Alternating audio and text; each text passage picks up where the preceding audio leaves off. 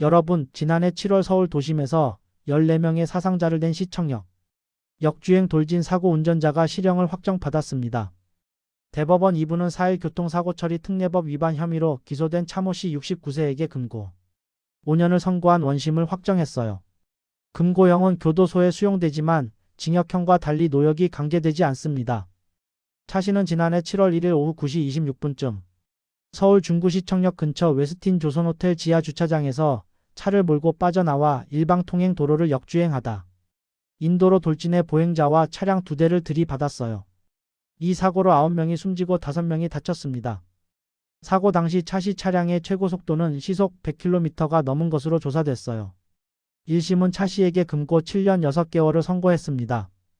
1심 재판부는 급발진에서 나타난 여러 특징적 신호가 발견되지 않았다며 피고인이 가속 페달을 브레이크 페달로 오해해 밟는 등 의무를 위반해 가속, 제동 등을 제대로 조작하지 못해서 발생했다고 봄이 상당하다고 판단했어요. 당시 재판부는 각각의 피해자에 대한 사고를 별개의 범죄로 보고 실체적 경합에 해당한다고 판단해 법정 상한인 7년 6개월을 선고했습니다. 실체적 경합은 여러 개의 행위로 인해 여러 개의 죄가 성립했을 때 각각의 죄에 대한 형량을 선고한 뒤 이를 합산해 처벌하는 거예요.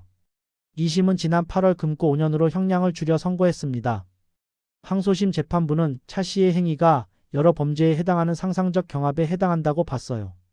상상적 경합은 한 개의 행위가 여러 개의 죄에 해당하는 경우입니다.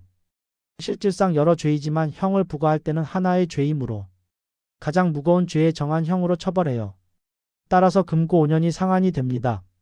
차 씨 측은 경찰 수사 단계부터 재판까지 줄곧 급발진을 주장하며 혐의를 전면 부인했으나 법원은 받아들이지 않았어요. 항소심 재판부는 밝혔습니다. 피고인이 가속 페달을 제동 페달로 잘못 밟은 과실이 주된 원인이 되어 사고가 발생했기에 구성 요건이 단일하고 각 피해는 동일한 행위의 결과가 다르게 나타난 것이다. 각 죄는 상상적 경합 관계에 있다고 보는 것이 타당하다. 이어 재판부는 9명이 사망하고 5명이 상해를 입는 돌이킬 수 없는 중대한 결과가 발생했고 일부 유족에게 지급된 돈만으로는 피해가 온전히 회복됐다고 보기 어렵다며 범행을 부인하는 점 등에 비춰보면 죄책이 엄중하다고 했어요. 대법원도 밝혔습니다. 이 사고는 사회관념상 하나의 운전 행위로 인한 것으로 상상적 경합 관계에 있다고 본 원심 판단의 죄의수 관계에 관한 법리를 오해한 잘못이 없다. 14명의 사상자를 낸 참혹한 사고 운전자 실형 확정입니다.